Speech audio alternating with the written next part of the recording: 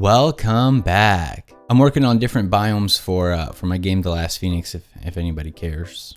If you want to join the community, link in the description. These are awesome, by the way. I look at these all the time, guys. I see all of your art.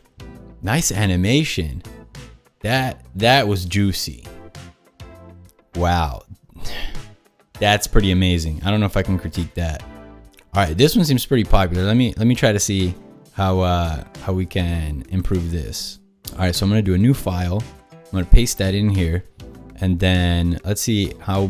Look, 1, 2, 3. So now I gotta divide the sprite size by 3, and we got the aspect ratio locked. So when I divide this by 3, now 1 pixel is 1 pixel. You see that? All right, let me do a new layer because I keep forgetting to do a before and after. So this time I won't forget. So the first thing that I would probably do is just right off the bat, I really want to add more glare to the eyes. The eyes look good, and I see you have like a glare going here. However, it feels like there should be a glare somewhere in the middle here. Wow, this is actually pretty high pixel density, so it might be good for me to whip out my Wacom. Sometimes when I'm doing art this large, it is easier to do if I use my Wacom instead of using a mouse. But I do find a mouse is easier for doing tiny pixel art. But anyway, I think that adding a glare like this to the eyes, it just is gonna make it look a little bit more lifelike. And where you put these doesn't really matter so much. Since you already put it in the top left corner, I'm putting it in the middle. And just to add a little bit more, just make it look like there's a little more reflection in the environment, I'm gonna add a second little glare like right over there. And this kind of just makes it a little bit cuter, a little bit more magical. However, I think we need to add a little bit of shading here to smooth it out, because it is pretty bright. So this actually is not the maybe I should just do something like that. If you noticed, it changed all the colors because contiguous was turned off. If you turn that on, now I only changed one, but check it out. If I turn it off, it changes all of that color. So I'm just smoothing out that shading a little bit using that color that you had up there. Let's do this real quick. Okay, and then next, I think the nose here, it's got a lot of colors here, but they're not really doing much. They're not really doing much for you. Let's do the bottom right corner. There's a little 1-1 button, and this is going to be helpful having this up somewhere. I think I'm going to put it here because I'm not going to mess with the colors too much. But with the nose, if you really want the nostrils to be obvious, I would just make them darker, and then that color that you had for the nostrils, that's probably more fitting for the outline. So actually here, I'm gonna set that color aside, use this for the outline of the nose to make it look like it's sticking out a little bit more, and then use that color for the nostrils. Actually, you can't really see that. The funny thing is that saturation can sometimes make colors actually look darker, so maybe we want to do the opposite and use this for the shading and then use that for the nostrils.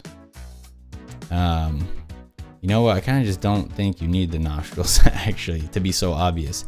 But let's smooth out that nose a little bit. The shading up here looks pretty good. The pink here, I don't know what that is. That's not necessary. The mouth here is pretty awesome, but I would maybe just smooth that out a little bit. And then with the mouth here, the gradient is actually a little too harsh. So what I would do is maybe bend that a little bit more, but this color here is way too dark. So I'm gonna grab this one, and then over here in the bottom left, I'm gonna lower that opacity. And then when we color over this color, you can see it made it lighter. Now I can grab that color, put the opacity all the way up, and have contiguous on, and I'm on another layer. Oh, oops.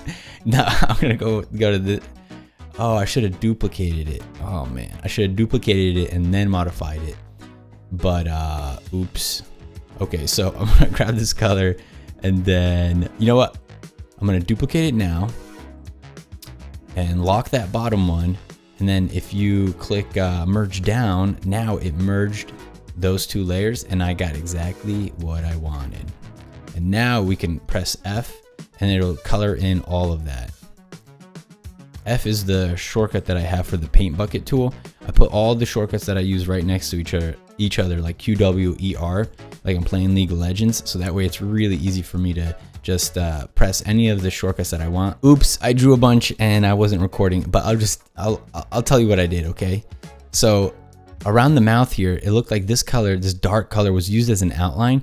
However, I didn't think it should be used for the shading as well. So what I did is I just used it for the outline of the mouth. And then over here, you can see that the transition on the mouth from here to here to this outline is way too drastic. So I smoothed that out and kept that line actually a lot darker because it kind of represents an outline for the mouth. And then after that, what I did is around the fur around the mouth, it kind of looks pretty messy. So what I did is I added this light fur color going around the edge of the mouth here, which just kind of helps emphasize that the mouth is sticking out a little bit. And you could apply that same sort of technique to other parts of the art. So I see you did it here around the eye. Up here, you can barely notice it, so I would kind of make this a little bit more obvious, but I would go all the way around the eye, around the edge of this, and just give it that shading. And here on the right side, it looks like you started to do it, but you didn't finish it off. I would just keep that going. You know, keep that transition there. And wait, that part doesn't even make sense. Here you got this purple around the edge, but here it goes into, I think what you meant to do is something like this. All right, there. That circle was a bit broken, and the contrast between these two is a bit harsh. Maybe make it a little lighter. All right, so here's a quick before and after. Check out the nose. It looks a little more 3D. It looks like it looks like it's sticking out a little bit more. The eyes look a little bit more lively, and then the mouth, it just has a cleaner outline, a little bit better shading around it. A quick tip for a sprite: if you have two windows like this and you're trying to check them out side by side, you can take one of the windows and drag it over here to the side, and now you can have them side by side. So now we can do a better before and after. And now that I'm looking at this, actually some of the other changes that I would make is I would probably highlight this just to make it look a little bit more 3D, if you know what I mean. It makes it look like it's sticking out.